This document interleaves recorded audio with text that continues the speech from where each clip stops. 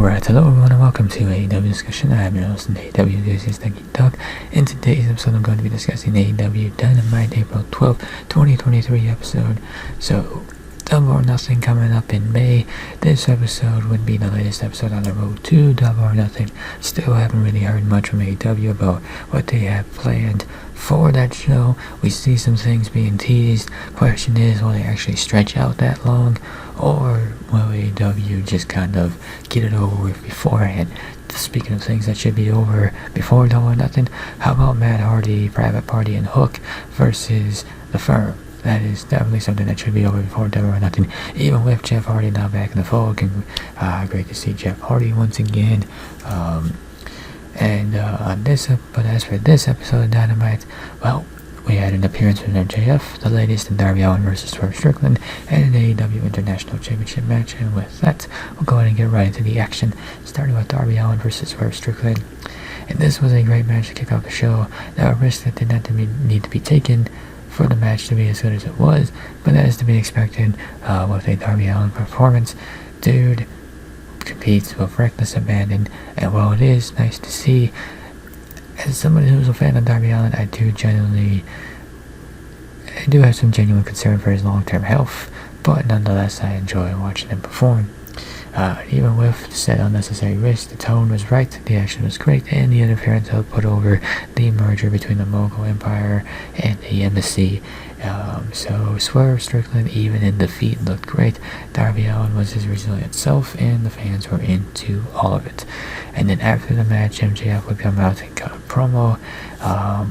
There'd be a promo from MJF, promo from Allin, promo from Sting, and Allen's promo is probably about the best one he has done so far in AEW, and it almost makes the potential of a one-on-one showdown between Allen and MJF more appealing than the fatal four-way that has been teased.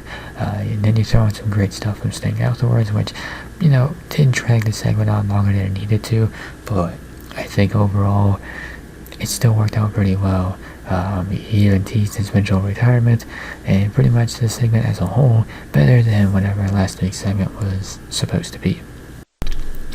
The AEW International Championship match, Orange Cassidy versus Buddy Matthews, and this was a great match with some great psychology and selling from Cassidy. Matthews put on a great performance as well, which is nothing new with him, that's to be expected.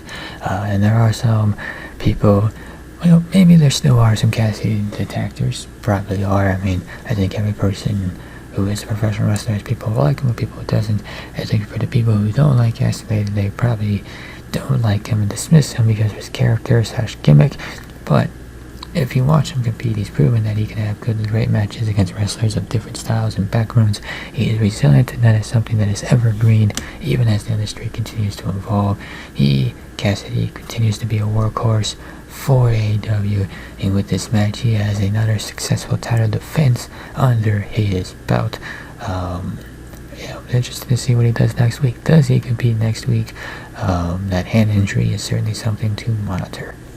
And then you have Riho and Sky Blue versus the Outcast, and the match itself was a good sprint, with Blue looking particularly good as she benefited from working alongside veterans like Storm and Soho and a former champion in Riho. Sky probably going to be a star sooner rather than later, and when you surround her with talent like you did in this match, it will certainly help expedite her journey to stardom. And this was just, now granted, this was more about the feud between the Outcast and Dr. Britt Baker and Jamie Hayter, in which you saw Hayter and Baker certainly run out and run off the Outcast. Question is AEW saving this for Double or Nothing? What are they doing at Double or Nothing? Is Jamie Hayter having a singles match against a member of the Outcast, defending the AEW Women's World title? What about Dr. Britt Baker? What is she doing? So there certainly are some questions to be answered in regards to how this all plays out. There's an argument to be made that you can wrap this all up before Double or Nothing, but at the very least, I would think that Hayter is defending the title at Double or Nothing, probably against Saraya. I mean, she's defended it against, she's already done battle with Storm, she's done battle with Soho, although I don't think that was one-on-one action. I don't think. But then maybe that's an option there. But Saraya, I don't think she's gone one-on-one with, and she's done battle with her, but that's been a tag team action, so maybe that's a possibility there. I guess we'll see how that one plays out. And with that, we'll go and wrap up this episode of AEW Discussion. If you enjoyed this episode, be sure to hit that like button down below.